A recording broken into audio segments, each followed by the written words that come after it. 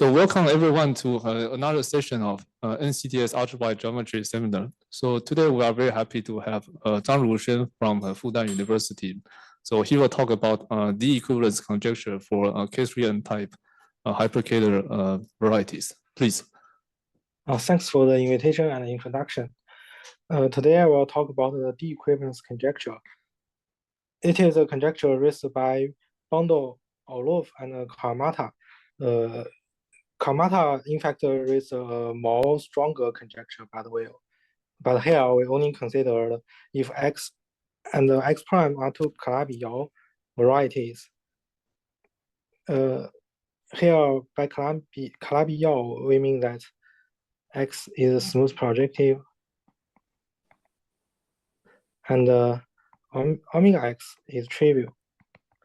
Then X is bidirectional to X prime implies that X and X prime are derived equivalents. This conjecture has been proved by Bridgeland for Calabi-Yau threefold, and by Namikawa for Mokai-Flop. And his result implies that the D-equivalence conjecture holds for hyperkähler fourfolds. More recently, Harper-Nestor proved the conjecture for Bridgeland moduli spaces on K3 surface. Today, I will focus on hyperkähler varieties of K3 types, and the following is our theorem. That is, if X and X prime are hyperkähler varieties of K3n type, then D-equivalence conjecture holds for them.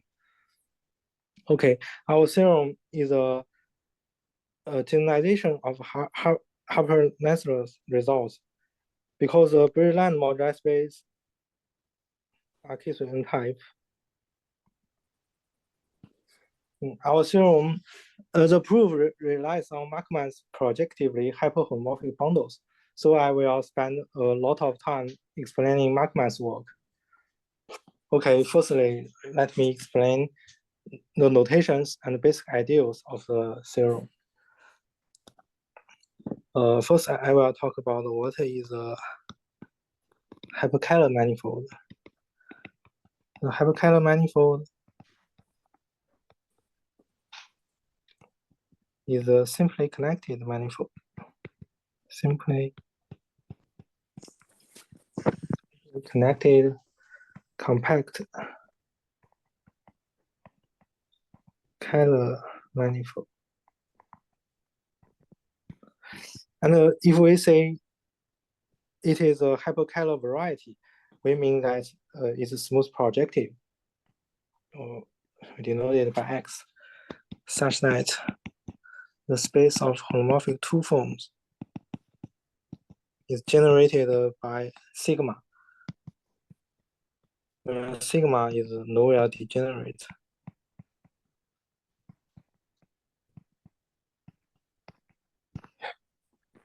Okay, let us see some examples. The first example is a K3 surface.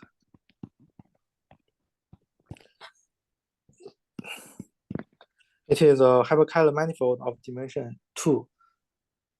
And the second example is the Hilbert schema of points on S.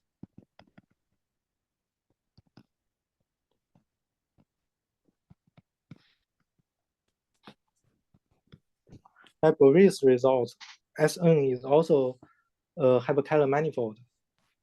Then X is called K3n type if X is deformation equivalent to Sn.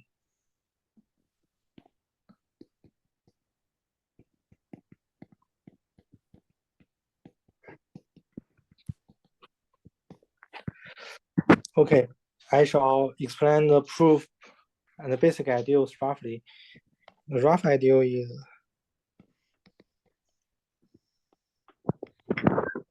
we want to deform a special kind of the equivalence. Deform a special kind of derived equivalences.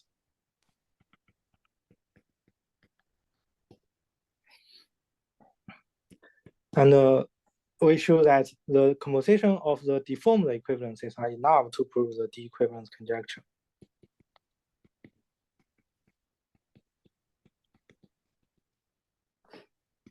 Compositions of the deformed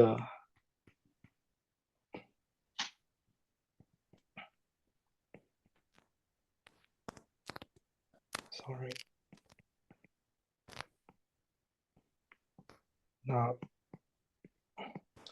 and the first part is indeed done by Markman and Kapustka and an observation of Kapustka.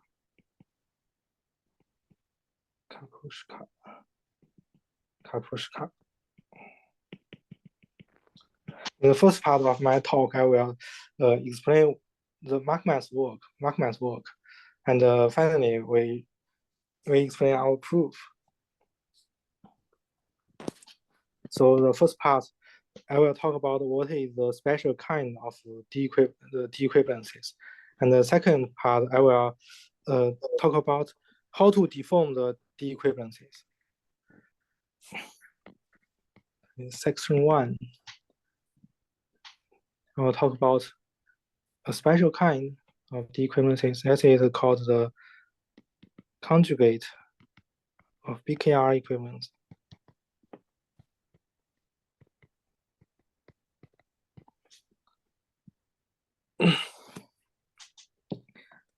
Now let S be a K3 surface. Mokai's classic work shows that there is a Mokai lattice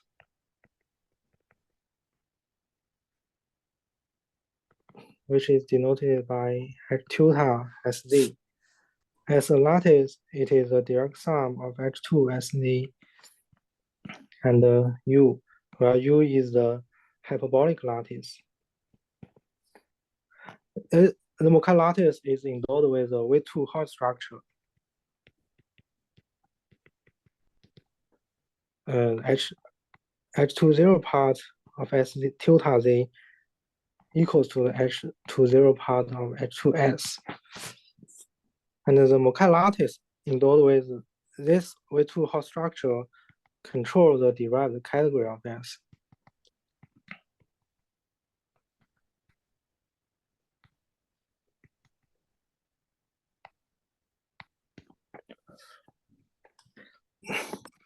For object E in the derived category of S, one can define the Mokai vector to be the chain class of E times the square root of Todd class. It is an integral class in the Mokai lattice. Now let H is a general ample bundle, and the MHV is a Jessica stable H stable sheaves. Let MHV be the modular space of H stable sheaves with Mokai vector V.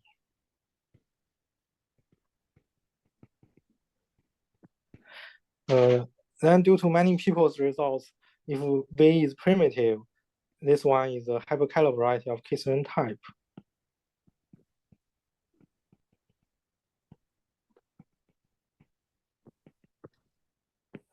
In this talk, we only deal with the case where V square equals 0. And we write here the Mokai's result with some other people. If V, we can write V in the form of RCS in H tilde SD. If V is primitive, primitive means that V not equal to some multiple of another integral class, and it's algebraic. And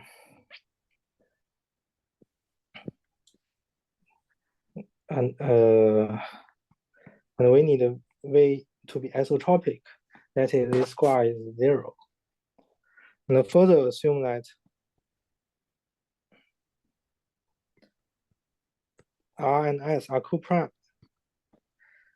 then Mukai shows that MHV, this moduli space, is a case-weighted surface. And the second part is the co-prime condition of R and S implies that M is a fine moduli space. That is, there exists a universal sheaf U over X S times M such that U induce a derived equivalence between M and S. U. Note that if R and S are not co-prime, then the universal sheaf U is only a twisted sheaf, not an untwisted sheaf. I will explain it later. And if R larger than 1, implies that U is a locally free sheaf.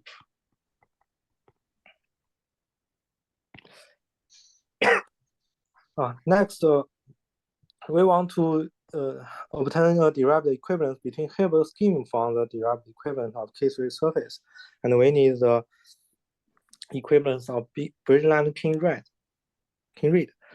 Note that the symmetric group acts on the product of S by permutation.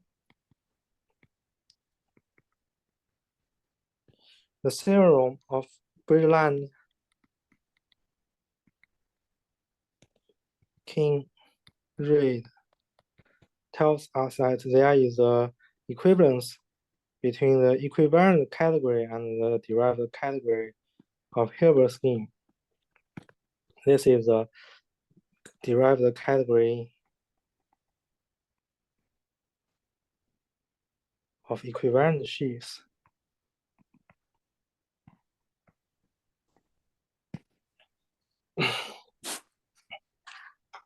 Now, when combining the two results, we know by Mukai's results, there is a derived equivalence between M and S. Then we can show that this implies there is a derived equivalence between product of M and product of S. The Fourier-Mukai kernel is just the exterior tensor of the universal sheaf. And this equivalence is in fact Sn equivalent. And by Polog's inflation, we know that an equivalent isomorphism, the equivalence between product can induce a isomorphism between the equivalent categories.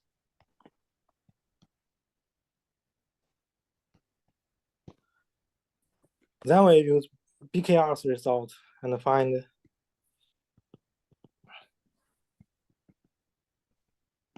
by conjugating the BKR equivalences, we obtain a derived equivalence between Hilbert schemes.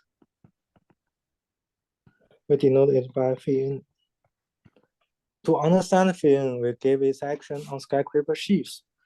Let theta equals E1, E2, En be a point in Mn with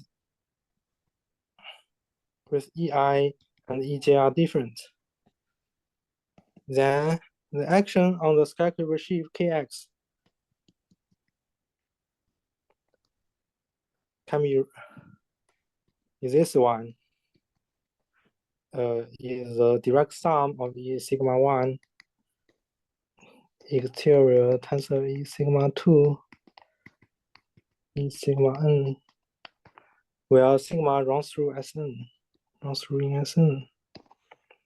And this one has a natural Sn action, and it is the equivalent sheaf. It lies in the derived category, equivalent derived category, and equivalent to the category of Hilbert schemes. Oh, sorry. Oh, yes.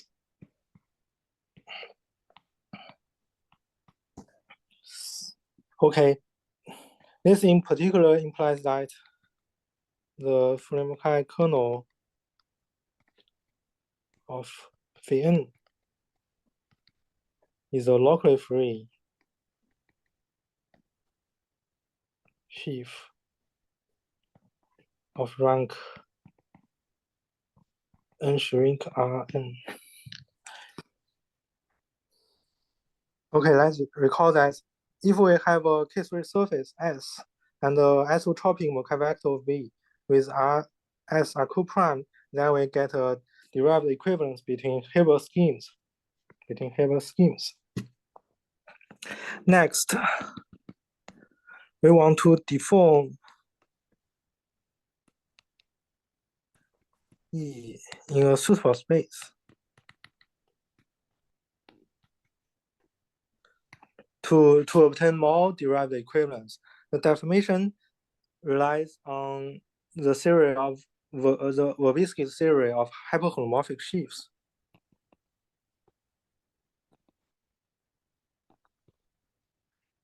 And the suitable space is the moduli of Hauge isometries, which is raised by Buskin and Markman. Hauge isometries. I will talk about them in the following in the following. So the section 2, we need to recall some basic facts about markings and periods, and trace a line at the hyperholomorphic sheaves. Markings and periods. We let lambda be a K3n lattice. And the Q is a BB form. BB Bure-Bogomolov-Fujiki form on lambda. Here we mean a K3n lattice is lambda is isometric to the H2 of a hyperkähler variety of K3n type. Here lambda is abstract lattice. Then we have the following definitions. A marking X eta X is a pair. Okay. X is a hyperkähler. Here in my talk, X is a hyperkähler manifold of K3n type.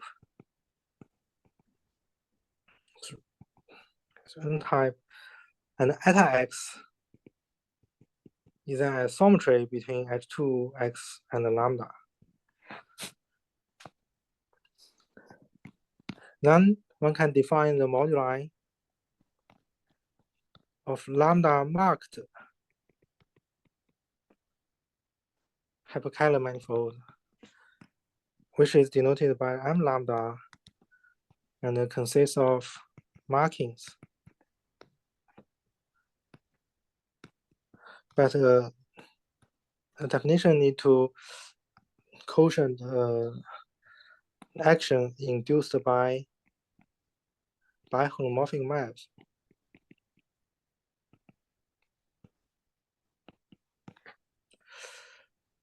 Okay, second, one can define the period domain to be a subspace of lambda p lambda tensor C, such that Qx equals 0, Qxx bar is larger than 0. Then we have a period map.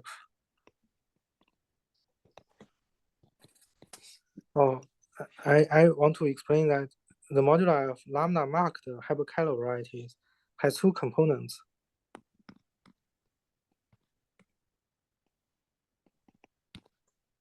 It's determined by the orientation of the H2XZ. And one can define the period map from one component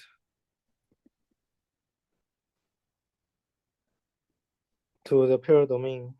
We call this period domain.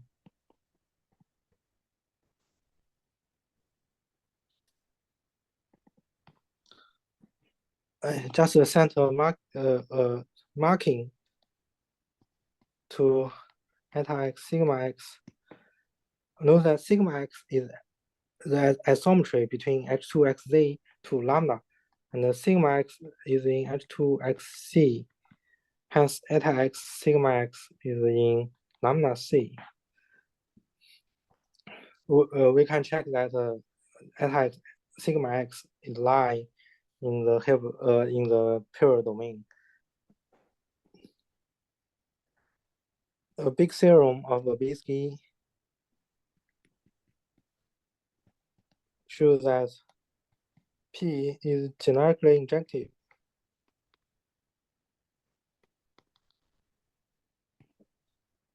and surjective.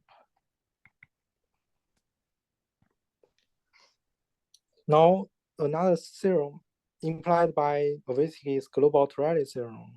Global Torelli. This theorem is called global Torelli.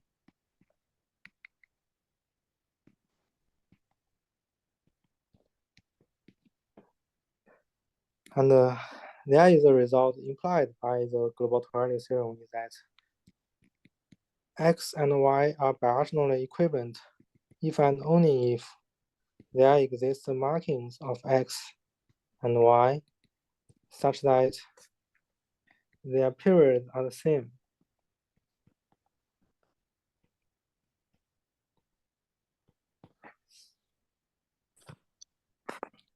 Okay. Next, I will talk about the twist line and hyperholomorphic sheaves. Twist lines and the hyperholomorphic sheaves. Hyperholomorphic vector bundles. In the beginning, we defined the hyperkähler manifold to be a compact Kähler manifold with the space of holomorphic two form generated by a Novel degenerate form. But from another point of view,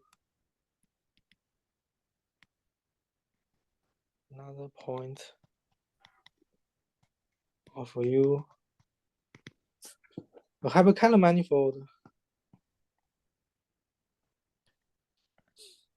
is a Riemannian manifold.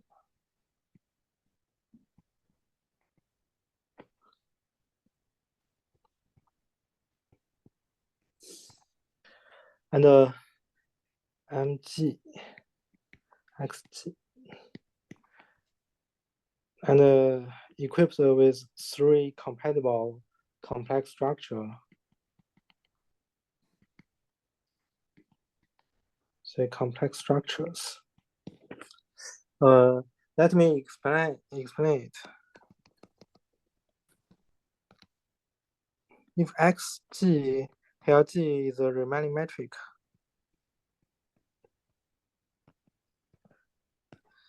if xg is a hyperkähler manifold,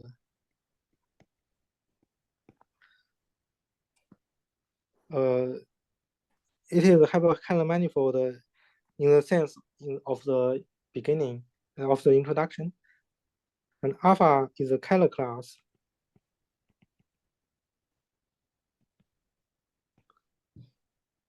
Then alpha must be the fundamental form for some complex structure I, and I can be completed into a Courtine algebra. That is, there exists another two complex structure J, K, such that Ij equals minus Ji equals K.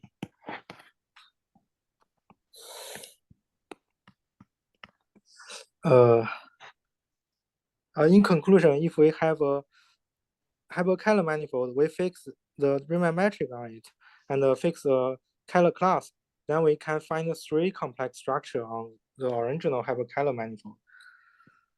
And X equipped with the complex structure I is not isomorphic to X equipped with the complex structure J.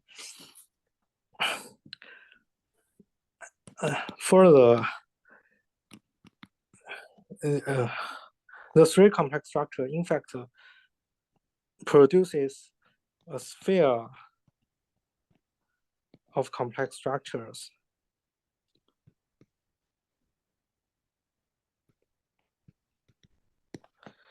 Here the sphere is AI plus BJ plus CK, where A squared plus B squared plus C squared equals 1. If we write this as lambda, we can find that lambda squared equals -1. Hence, lambda is also almost a complex structure. And the second is lambda is integrable.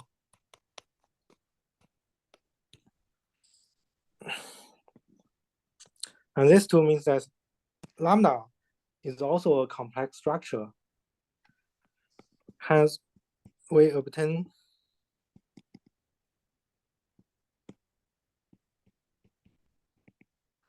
a family of hypercalars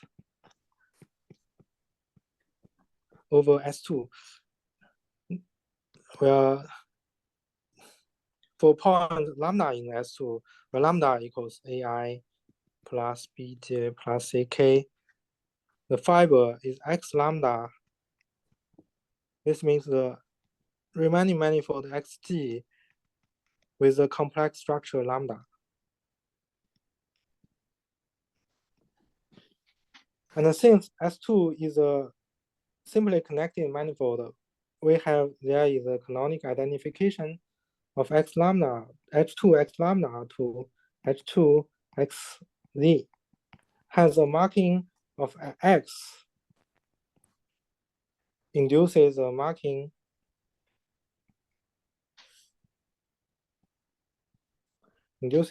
of M lambda.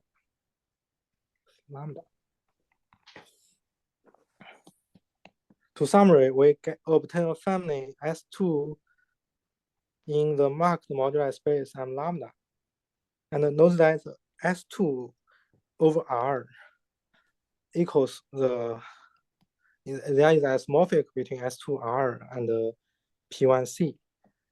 We call this P1 the twist line. We denote it by P1 alpha. We call P1 alpha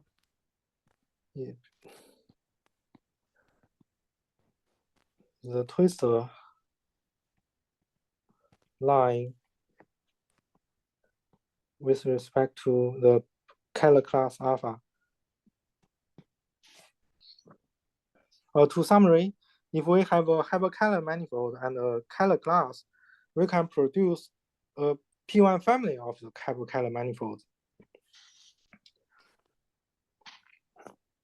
Here is an extra definition. If a general lambda in P1 alpha, the Picard of X lambda is a trivial group we call P alpha, P1 alpha is a generic twist line. Here is a very useful result. It says that every 2 points in a component of the modular space of marked hyperkähler varieties is connected by chain of generic twist lines.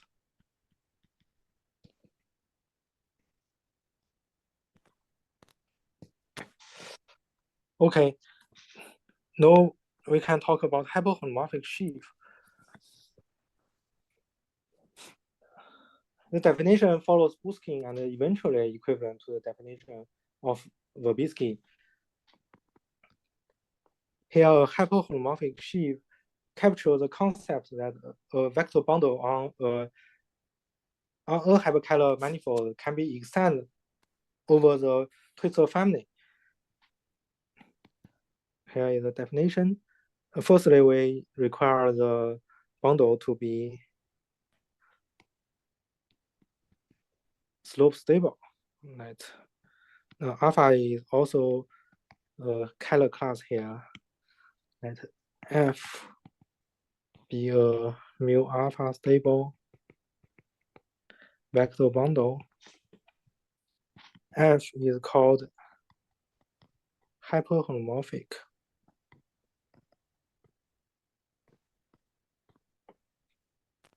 If it can be extended to a vector bundle on the twistor family, or P alpha 1.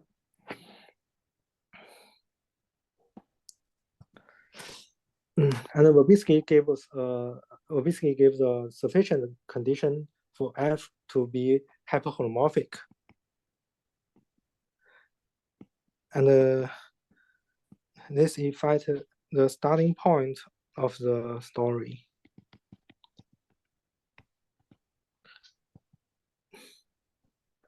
We also need to assume in priori F is a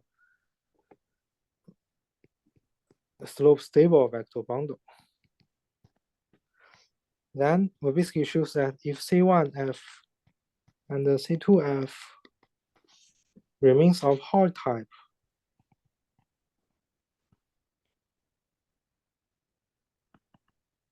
Hall type 1, 1, and 2, 2 along P1 alpha, then F is hyperhomomorphic.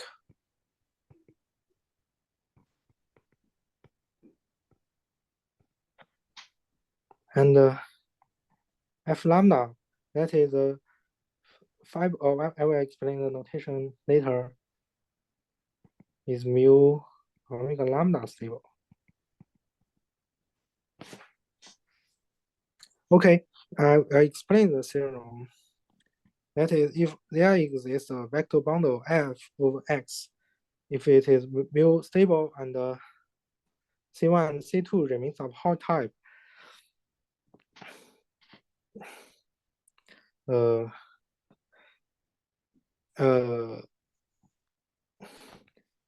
is a vector bundle over X and the twistor family over P1 alpha.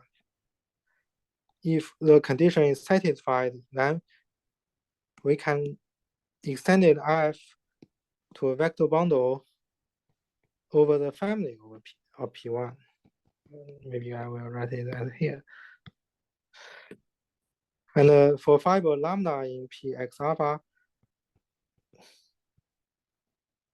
P1 alpha, the fiber in X is another hyperkähler manifold X lambda, and the restriction of the extended F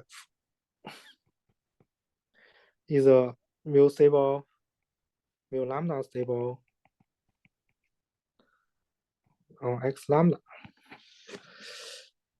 And the strong point of the theorem is that in general, to deform a sheaf is very hard, but Verbitsky shows that stability and C1 and C2 remains Hall type is enough for F to deform along the twistor line.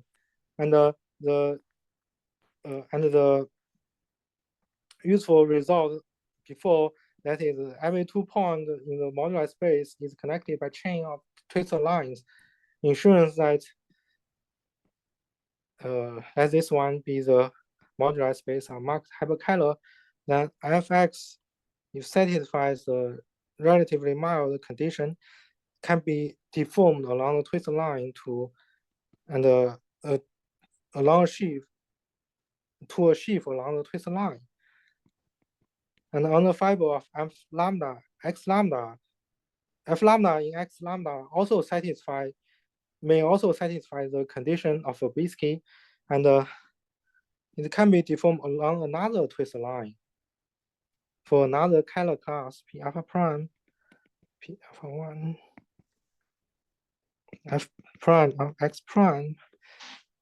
And this shows that if C1F and C2F are Hodge in all and lambda, then F can be deformed to the whole moduli space, to whole and lambda. That is the strong point of Verbitsky's theorem, is that in fact, the C1 and C2 are Hodge type is a necessary condition for F to be deformed. And plus the stability, we can show that F indeed can be deformed along the twistor line. The strong point, this is the strong point of Verbitsky's theorem. But his theorem has a disadvantage.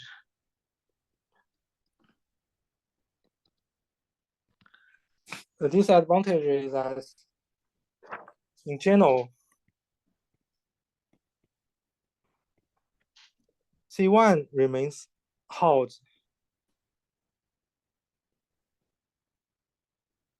Implies that C1 is 0.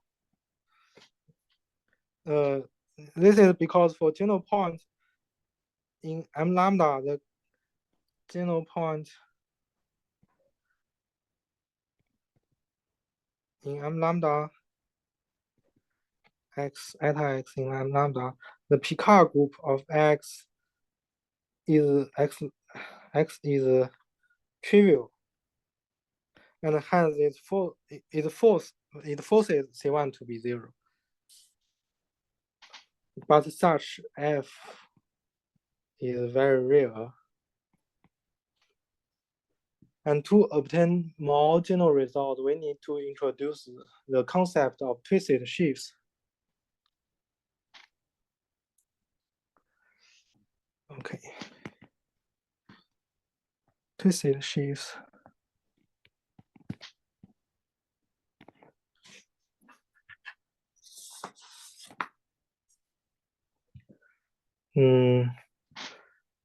I firstly talk about why we need to introduce a concept of twisted sheaves. If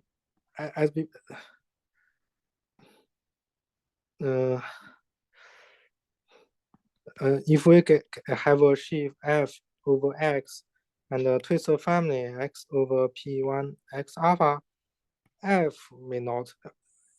Here we view F as a vector bundle over S, vector bundle. Then F may not be deformed to the family X because C1 is an obstruction to the deformation of F as a vector bundle. But sometimes the projective bundle F over X can be deformed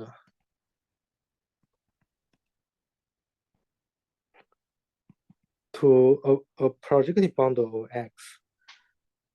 And this projective bundle is no longer a project space of vector bundle, but is a project space of a twisted vector bundle.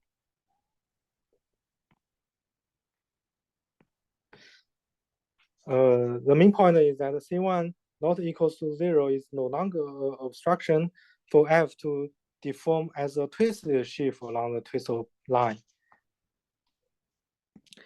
And to make the ideal rigorous, we need the concept of twisted sheaves. Know that alpha here X is any smooth projective manifold, projective variety. Oh, sorry, manifold. Smooth manifold. X has a group called the Broad group. I will not explain this group. Just give a characterization of this group. That the Broad group is equal to torsions in H2X OX star. Here we need the analytic topology.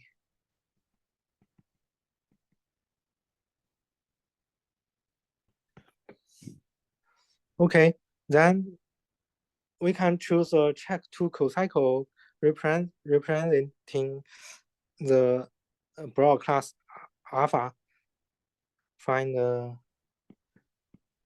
check to cocycle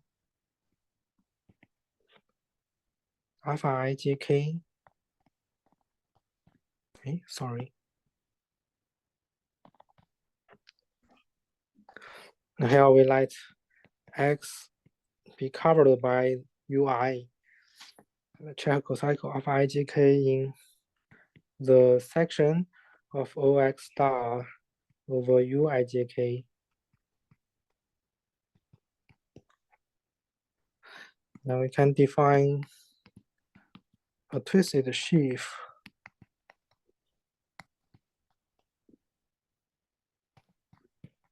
E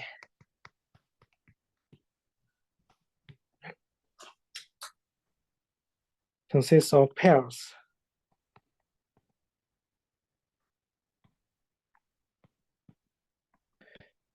EI and Vij, where I, J, I. And the open covering is indexed by I, such that each EI is coherent on UI. And this local data satisfies a weak version of cocycle conditions. That phi ij is an isomorphism between EI restricted to UJ to EJ restricted to UI. And phi II equals identity. Phi ji equals the inverse of phi ij. However, the last condition is different as a sheaf. With a sheaf, that is the cos phi j k phi ki equals alpha ijk identity. If alpha ijk is 1 is identity, then the local data can be glued into a untwisted sheaves. But in twisted sheaves, we need the cocycle condition to be twisted by the check cocycle of a broad class. And such E is called a twisted sheaf. One may consider the twisted sheaf as local data of sheaves, but it cannot be glued together.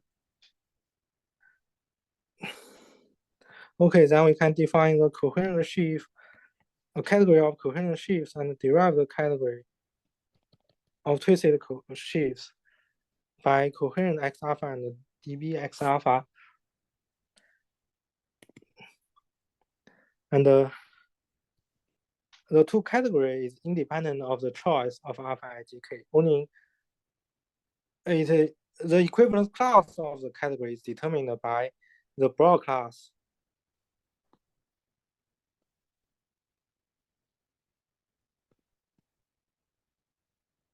Alpha IGK. Okay, then if E, now if F is a twisted sheaf, locally free sheaf, one can define tensor direct sum and push forward pullback on the category of twisted sheaves. And also one can define what is a locally free twisted sheaves, the same as the sheaf version.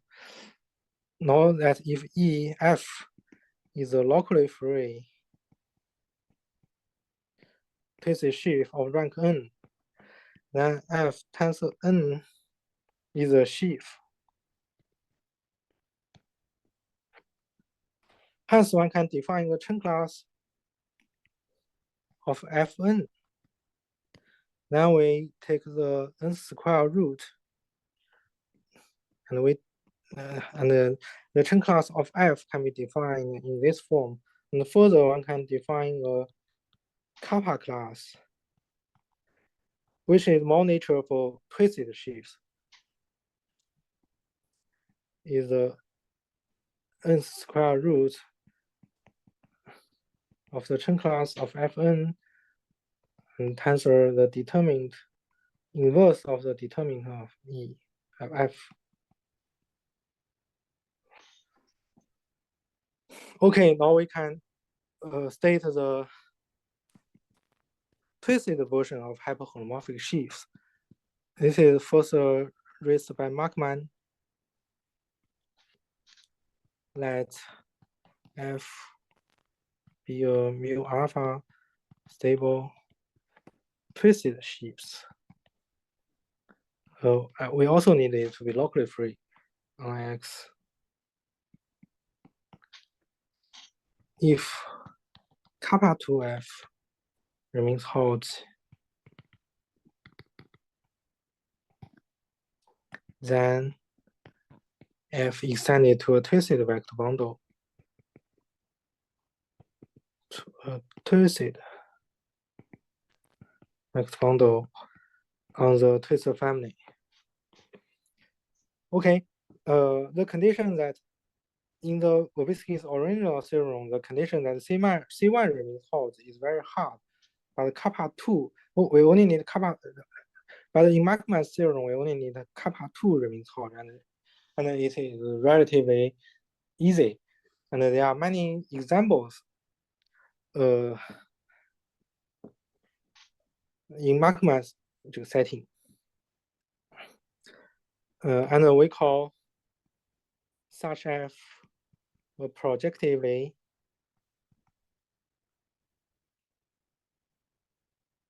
hyperholomorphic sheaves. And the notation projectively is justified by the explanation that is FF vector bundle cannot be deformed to the twistor family, but the projective space of F can be deformed to the twistor family.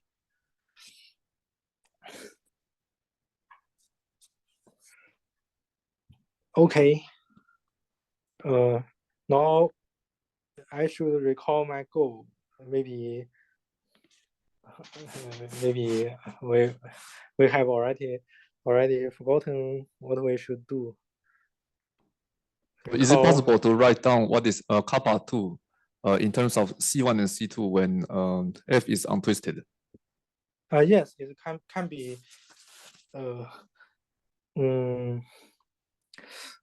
Okay, I forgot the word, but I can compute it. That is, if F is an untwisted sheaf, then kappa F equals CHF times the exponential of minus rank C1F. And this become rank F. Oh, I will write it rank C1. Okay, the else is not important. Times 1 alpha into C1 is not important. This is important. CH2 alpha C1. This one, so kappa 2F equals, we need to, first of all, we notice that if F is untwisted, that kappa 1F is 0 by the computation, and the kappa 2 is, we may expand this series that C1 square over R 2R plus this minus 1 minus R C1 square and plus the original CH2F. Okay, then finally we can ask the question, and the kappa 2F equals CH2F and minus C1 square F over 2R. Okay, this one. And which was mentioning that kappa 1F is equals 0. So in this case, kappa 2 remains Hodge is equivalent to say that C1, C2 remains Hodge. Oh, no. we do not need this C1 and the C2.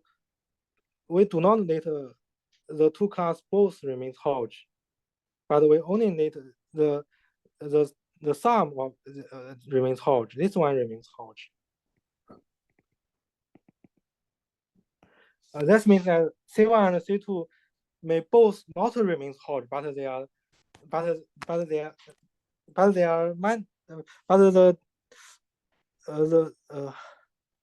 the combination of the two classes are Hodge class. Yeah, And but this if kappa 2 remains Hodge, then the F can deform. So if then F can deform as a twisted sheaf. Twisted sheaf. So yeah. Untwisted can be deformed to twisted. Yes. Untwisted can also be deformed as a twisted sheaf. But okay. Then the power class, yeah. Yes. We can control the broad class. Mm-hmm. And this is I will talk about how to control the broad class later. Okay. I shall recall our goal is to deform the original frame kernel over Sn times Mn.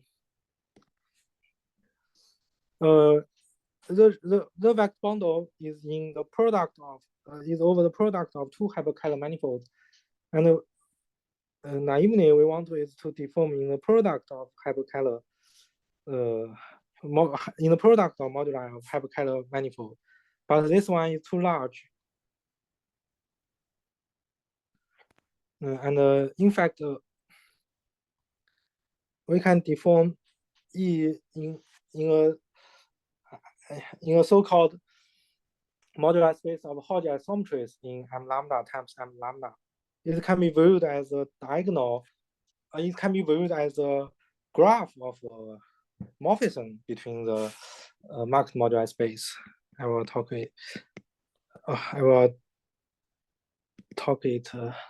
about it explicitly. This is a moduli of Hodge isometries.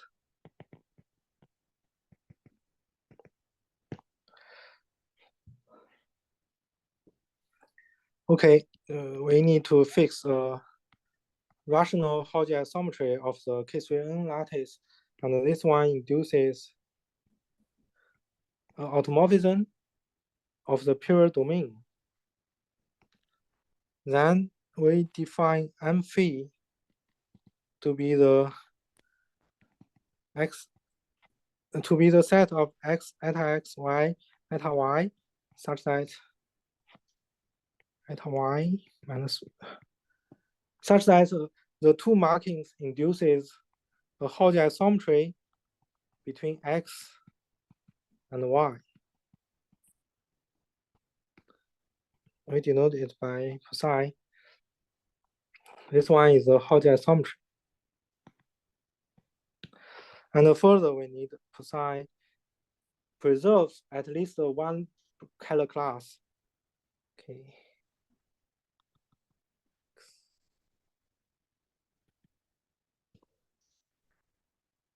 Okay.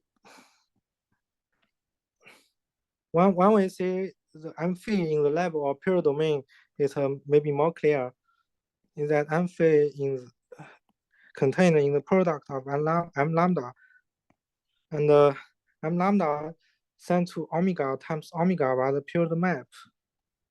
Then M phi sent exactly to the graph of phi theta. We say knows that phi induce action between the pure domain. Then we can define a diagonal twist line. First, diagonal twist line. First in omega times omega, then lift to M phi. But it's somewhat but for simplicity, we only give a rough idea of the construction. and explain why we need this one. Now let alpha and cosine alpha both scalar class. Then over the period domain, we have X a period twist line with respect to alpha, and it's sent to the twist line with respect to cosine alpha by commutation. And if we write this one by xt, and this and xt send var fit tilde to yt, and the marking is the correspondence eta. Then we have the following lemma, and which can be seen as a definition for any t in the twist line xt eta t yt eta t is in fact contained in the moduli space of Hauge isometries. And in this way, the graph of the twist line in X or PF alpha in X, the graph is contained in M phi is called the diagonal twist line.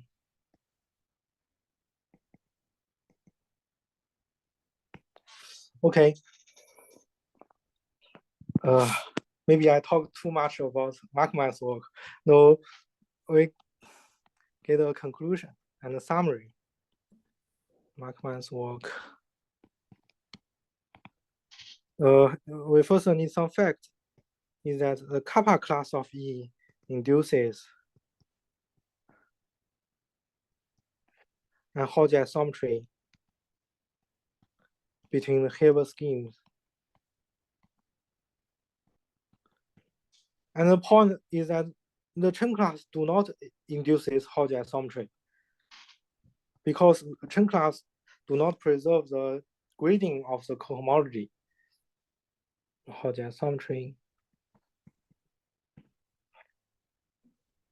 And Markman also shows that E is stable. Oh, here E is the Fourier kernel of Sn and Mn.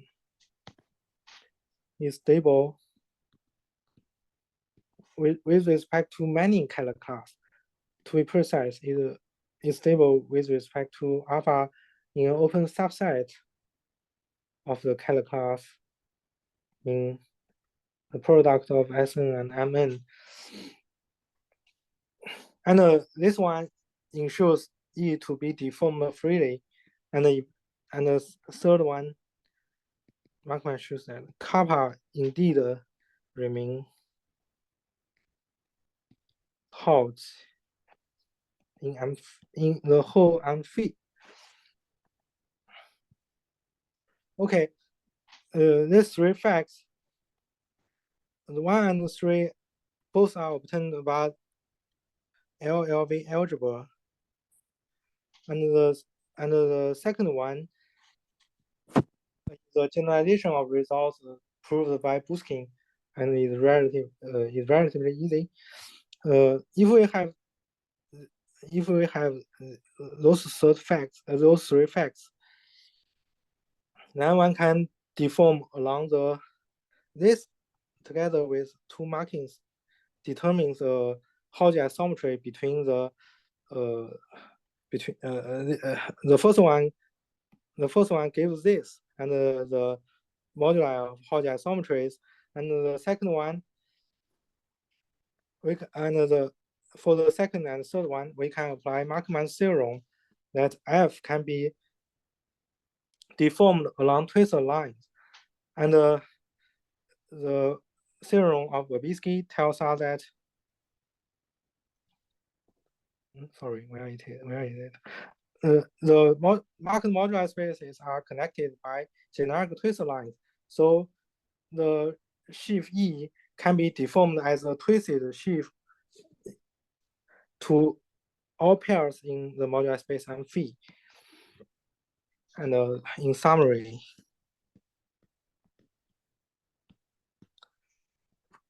we put them into a theorem.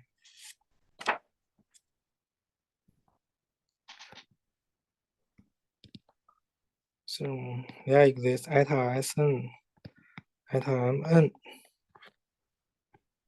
induces Hauge isometry. In Markman's paper, he needed this isometry to be a reflection,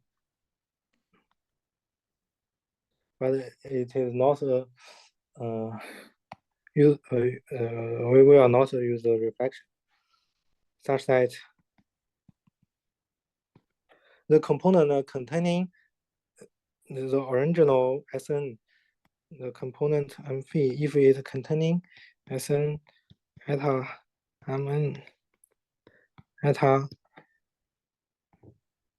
this component satisfies the first one for any x eta y eta. In this component, there exists a twisted vector bundle f over x times y, and it is a deformation of the original bundle E.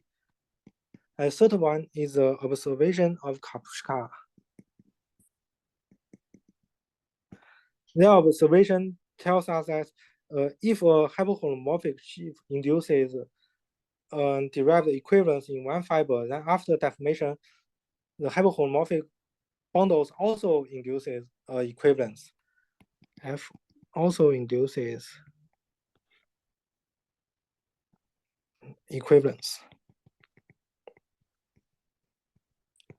But due to the fact that F is a twisted vector bundle, the equivalence is a twisted derived equivalence. Okay, to be precise, it's there exists two broad class such that the derived category is equivalent. The twisted derived category is equivalent. And the third one, we want to describe this broad class explicitly. So we first recall what is a broad class of a hyperkähler variety of K through N type.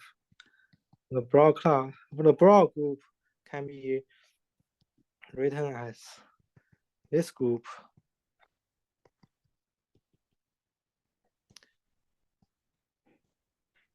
Due to the fact that X has no order cohomology, this is proved by Kalajou. And the isomorphism implies that elements in broad X are all form M function beta over M, where M is the integer and beta is the integral class in MH2Z. And the class is 0 if and only if its class equals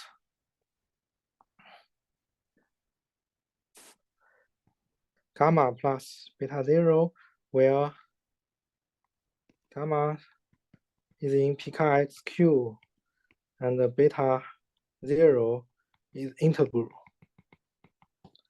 Okay.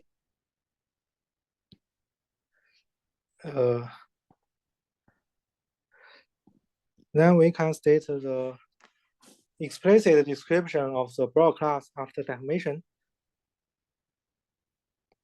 We note that the marking of X and Y determines the markings of X and Y determine a parallel transport operator.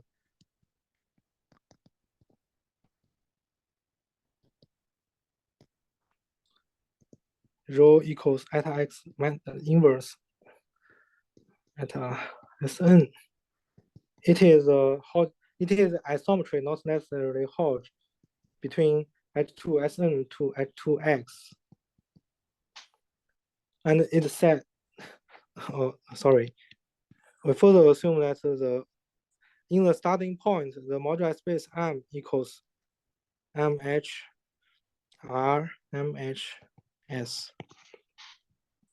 Then the class MH over R minus delta over 2 is sent to the broad class alpha X. Okay, now I can explain the proof of the D-equivalence conjecture.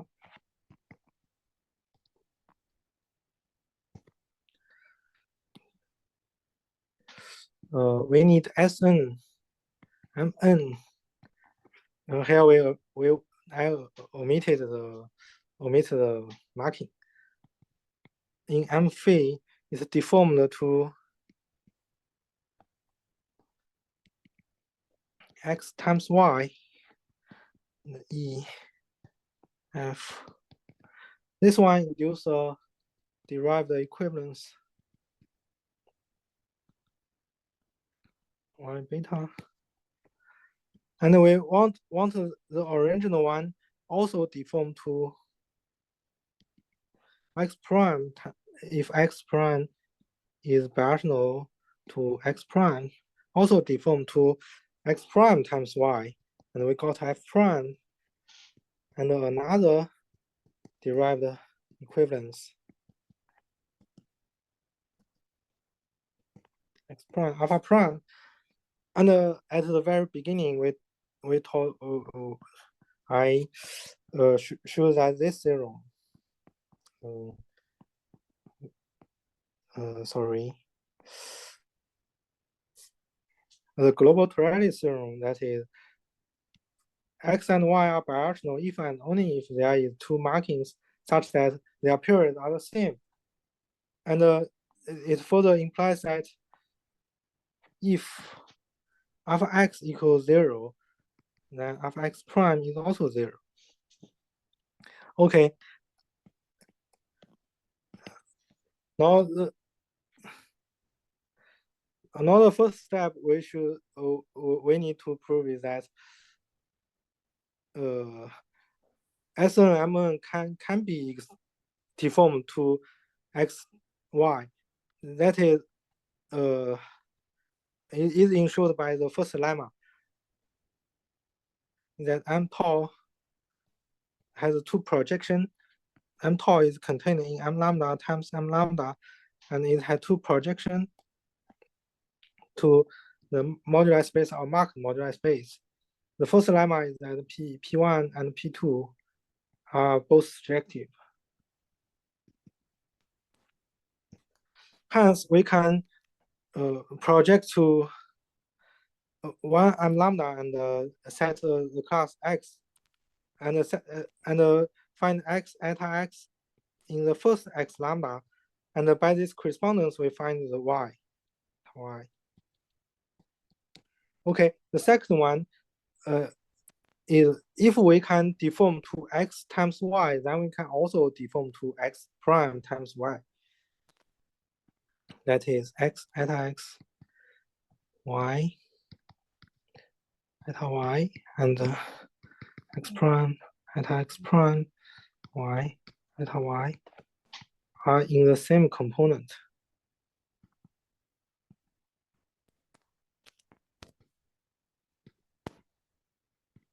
In M tau. Okay. Where eta prime is induced eta X. So we guarantee that if Sn Mn can deform to X, Y, then it also can deform to X prime, Y prime. And we can get the two derived equivalence. This two is identity. So what's remaining is that we just need to find for any X, we want to find S or a K3 surface and a multi-vector V and a parallel transport rho such that rho V also equals MHS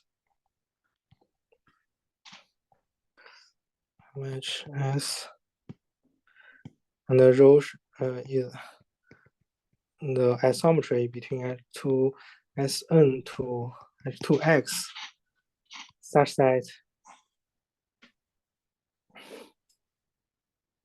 rho MH of delta over 2 is 0 in broad X. We just need to find those data. Okay, let's begin our construction.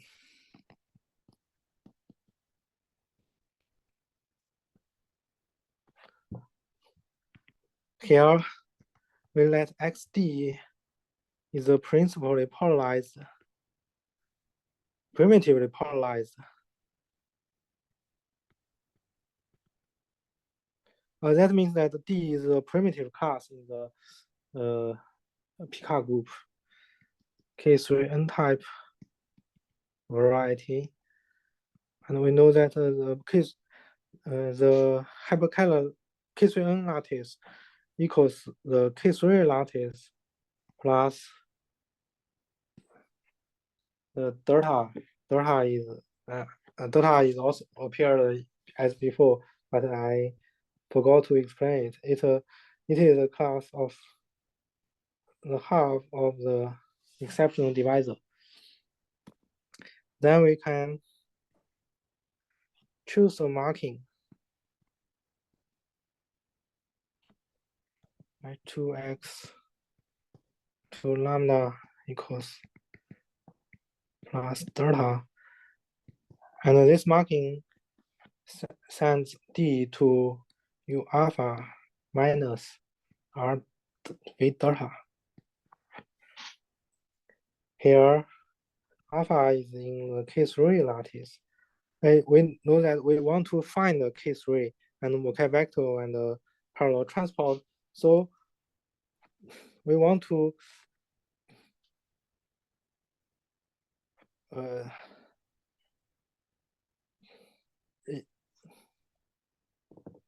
okay, since D is primitively polarized, the GCD of UV is 1.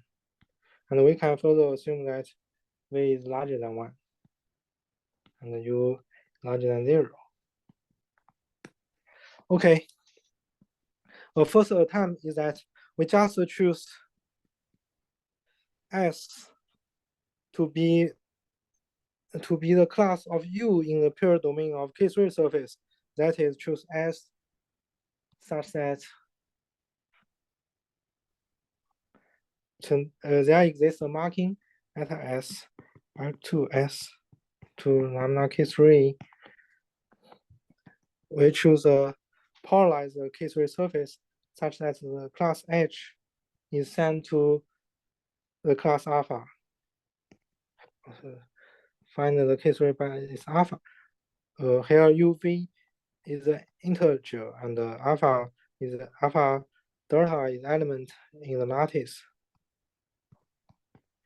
Okay, we just choose the K3 surface appeared in the decomposition of D and define the multi-vector equals, or from the very beginning, we should divide it into two cases. That the first case is that case 1, U is even, and when U is odd, the construction is similar. And I only talk about the even case. We define, sorry.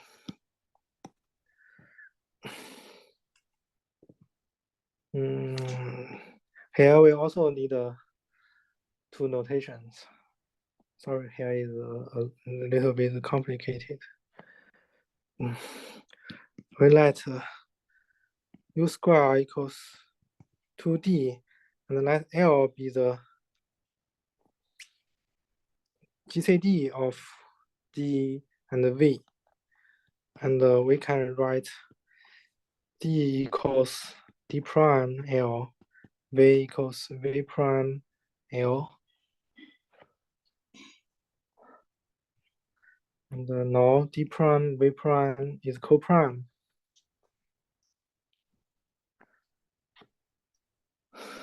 Now we can define the Mokai vector as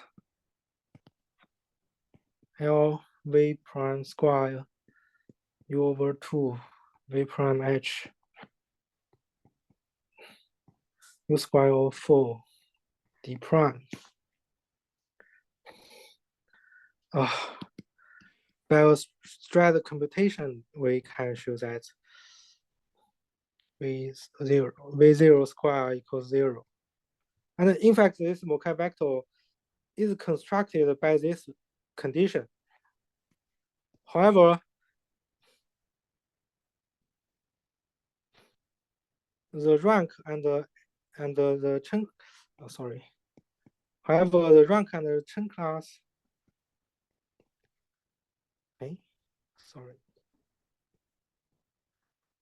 may not co-prime. So we now return to the very beginning. We say that in order to obtain a derived equivalence, we need the moduli space M to be a fine moduli space. We need this one to be a fine moduli space.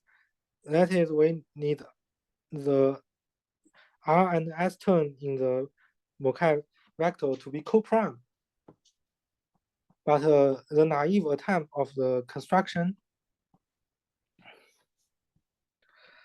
do not give co-prime R and S. So we need some modification. But we can check the third one is that rho L V prime U V prime H minus delta over 2 equals, we can write it explicitly, U prime to L U H equals UH plus minus,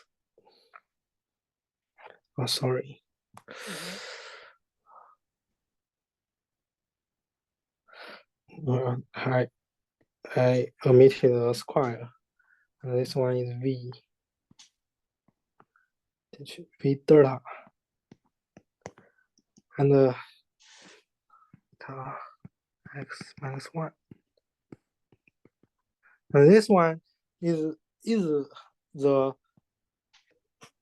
principal polarized D, the principal polarization D, and this is 0 in the broad class. So we only need to fix this one. And the following is the modification.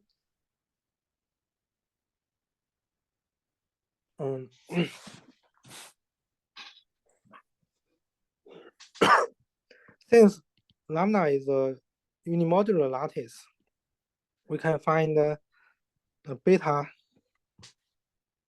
in lambda K3. Lambda K3 is also a unimodular lattice such that alpha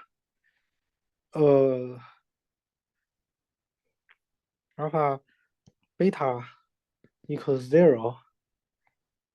And we can assume that beta square equals 2e and larger than 0. Okay.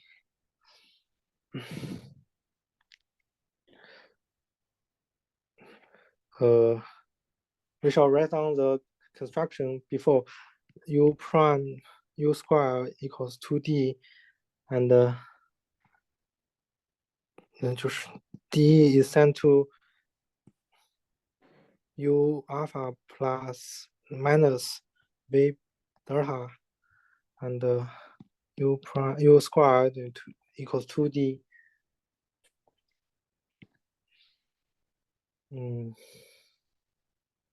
L equals dv, and d prime d equals d prime L, v equals v prime L. We want to use this extra beta to fix the coprime condition. And the coprime the failure of the coprime condition is basically due to the fact that L and D prime may not be coprime.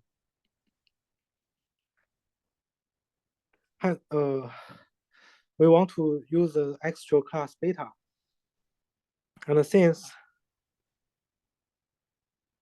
D prime and V prime equals is coprime, we can find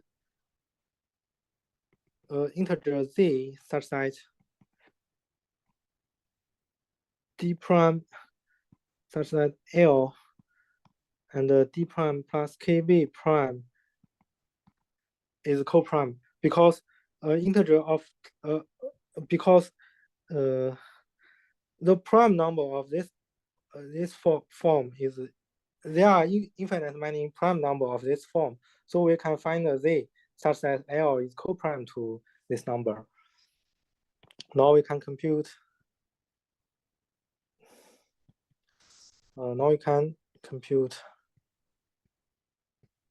Alpha plus kv beta square.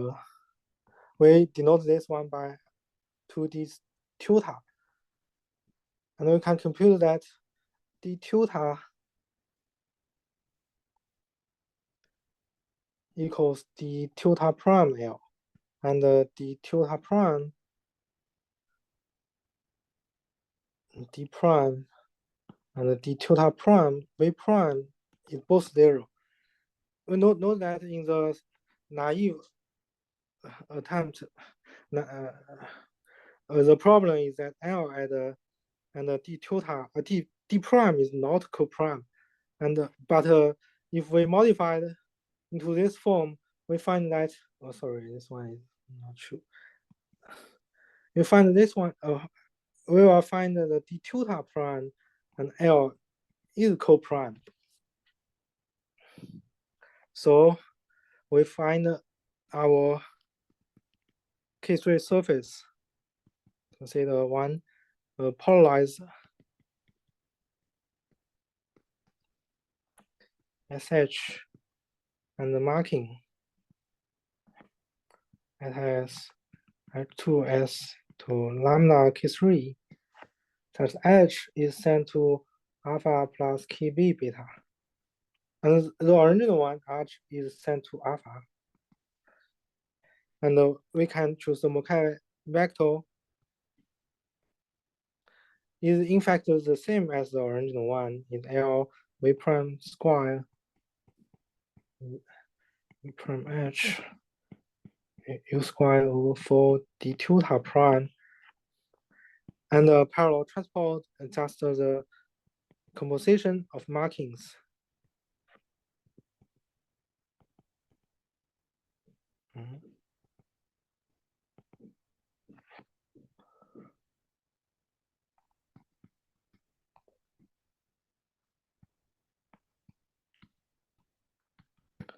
And now we can check that the Mukai vector omega, the W square is 0, and the term R and S are coprime.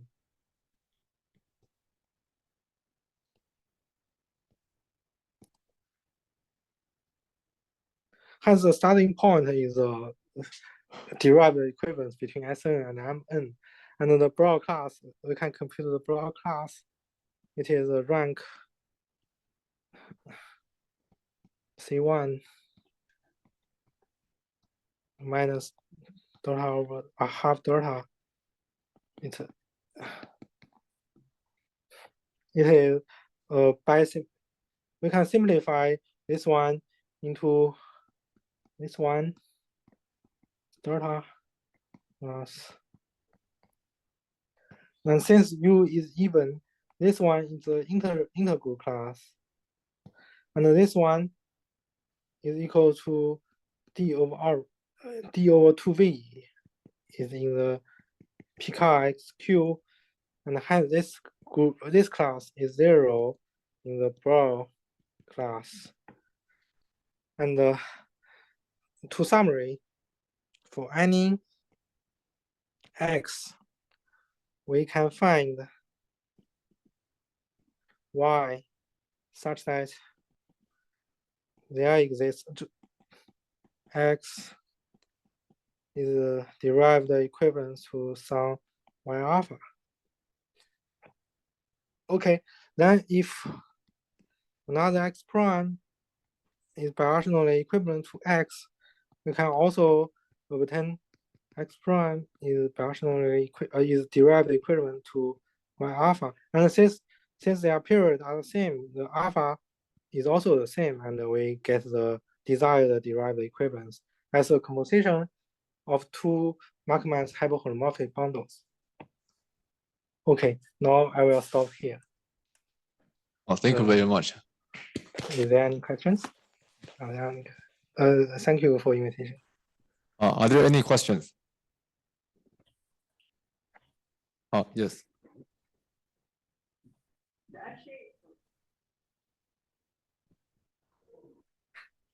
Can you hear me? Yeah, okay. Yes, I can hear you. Good.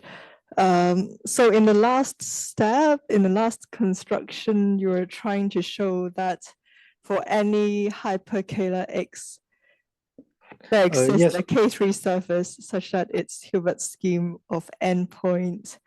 No. No, I want to find that there for any x, there exists another Hilbert scheme and a Mokai vector in the Mokai lattice such that MHV is a fine moduli space.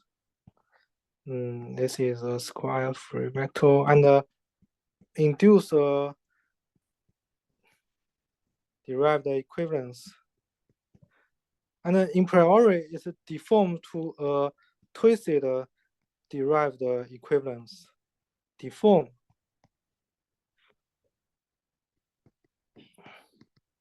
But in our construction, we can prove that alpha x is 0. So we get the derived equivalence of this form. But x is not a Hilbert scheme. That is, this derived equivalent can be deformed to a twisted derived equivalent with one side to be an untwisted K3 type. Okay, so is it like there is a general theorem which says that there are some conditions on the Hilbert scheme, the Mukai vector, and the parallel transport that you choose such that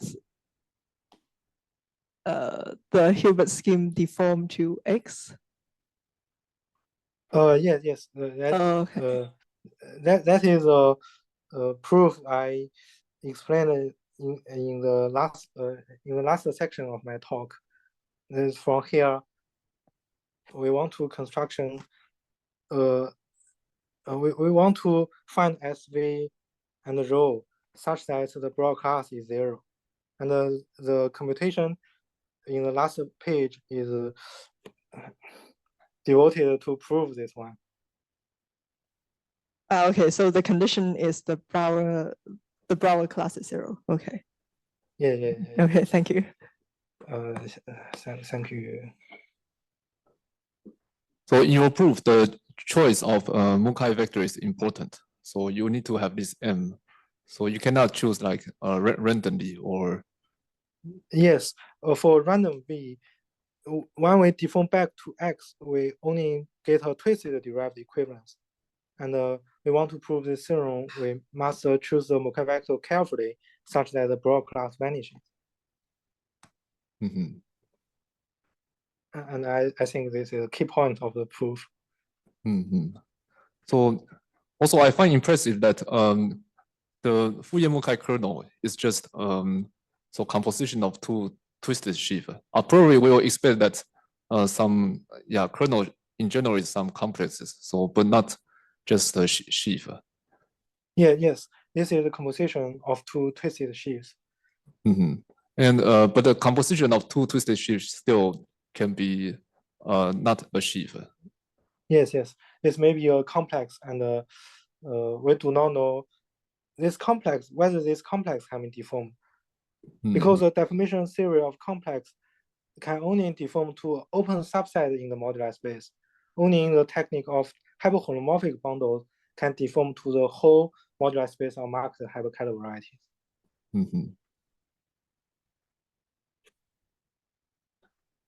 So are there any other questions? Just out of curiosity, so twister, along the twister line, there are some non-algebraic members also. So can you say something about the Dirac category of them?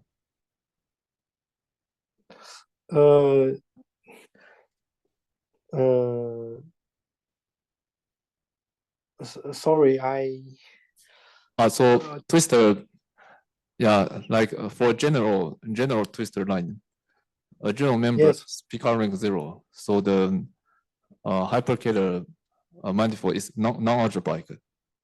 Yes, yes.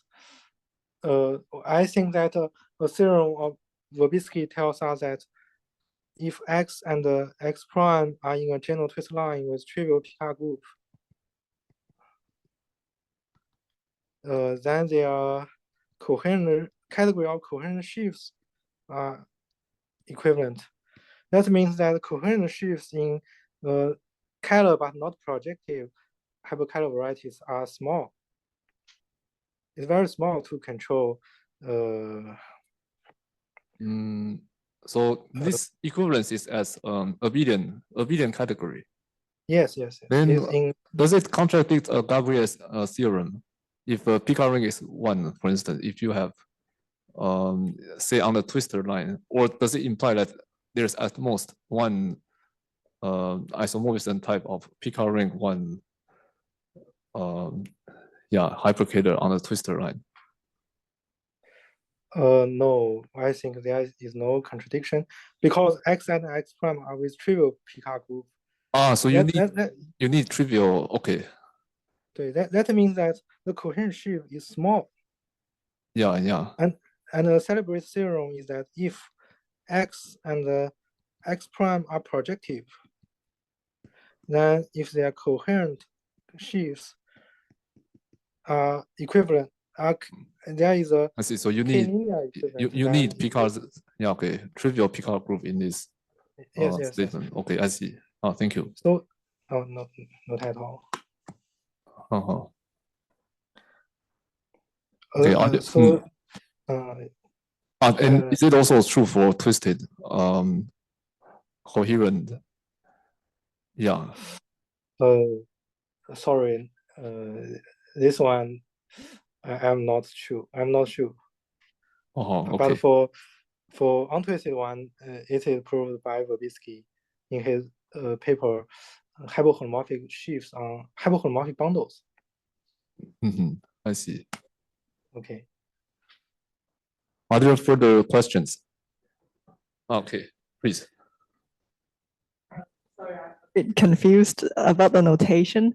So what is actually mTOR? Is mTOR the moduli space of Hilbert schemes or? Sorry, what? I think at some points I saw mTOR. The moduli space of isomorph, marked isomorphism. Yes, marked isomorphism. Oh, it's the okay. It is here. Sorry, it is here, and tau is phi, and just a special phi. Tau equals to phi. Okay. Okay. Here in Markman's theorem, this in the definition phi is arbitrary, but in Markman's theorem, tau is a special isometry. He calls it a cyclic isometry. Okay. It's just a reflection and around a vector of divisibility 1. Is there a Torelli theorem for this moduli space? Torelli theorem for M-phi. Because we had a Torelli, a global Torelli for the modularized space of hyperkähler at the beginning of the talk. Yes, if you want to say the Tourette theorem of this type, I think is yes. That is, sorry. That is, there is a generically injective and a surjective period map. That is okay, but I do not know how to formulate this one. So that Let M phi yeah to omega phi also satisfies the generic injectivity and the surjectivity. okay. Okay, Let's see. no, thank you. What about generalized Cooper type? I think the big question is that the BKR equivalences is not known for generalized Kumar type. The starting point is unknown. So you need another Fourier-Mukai. You need another Fourier-Mukai partner. Yes, the first point is we should have a starting point of the equivalences. So and for K3 surface, for K3n type, the starting point is the conjugate of BKR equivalence. But But generalized Kumar could be also regarded as Krippin resolution of some finite group quotient, and which is yes, yeah, so small. And I think still we have some BKR that yes, but however, the point is that it's the BKR maybe stays for the Hilbert scheme of the abelian varieties, but we want to consider is the fiber. Arbanese fiber. Yes. Yes, but you can first take the fiber. So the fiber of the just power, power A. So the fiber of the summation map, and then consider the finite group action, and then. Oh, okay. Yeah. I know. Equals this one as there is a Sn plus one action. Yeah, and you need to put Sn. Yeah. So something that is yes. Yes. I haven't considered. Yeah. So I think at least we have this. We can apply BKR to this setting, but the problem is now, what is the Fourier-Mukai partner you consider of the the replacement of this MN maybe? Yes. And another point is locally free in the theorem of Machmann is a vector bundle. The condition, the condition of being But why do you need locally free? So what happens if it is just coherent twisted coherent sheaf in Machmann's theorem? It is due to Babitsky. At least we need this bundle of reflexive sheaves. Yes, then reflexive then is locally free. He used a theory of Hermitian metric, which only works for locally free sheaves or sheaves with mild singularity. That is a reflexive sheaves. I see. So you need some analysis here.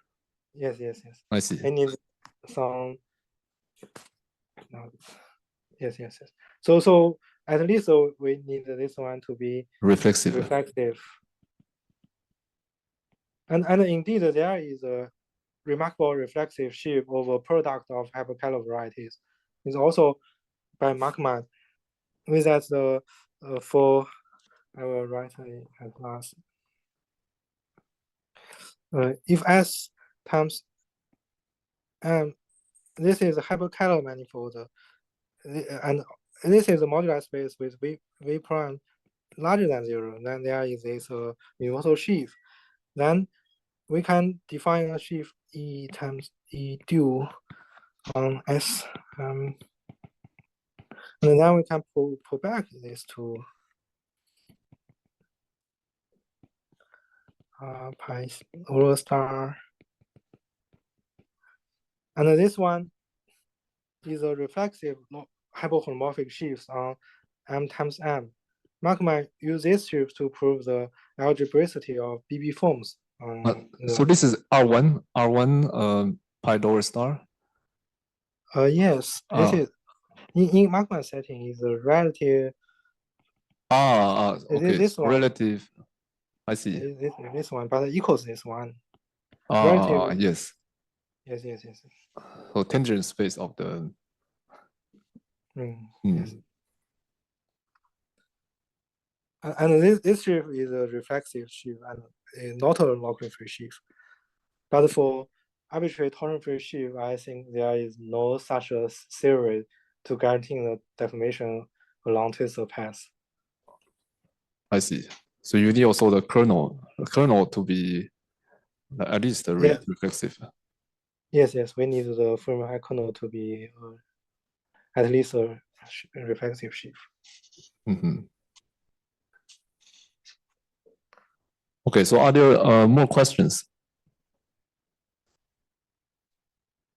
So if there's no more question, then next thanks the speaker again. So thank you very much. Well, thank you for your invitation.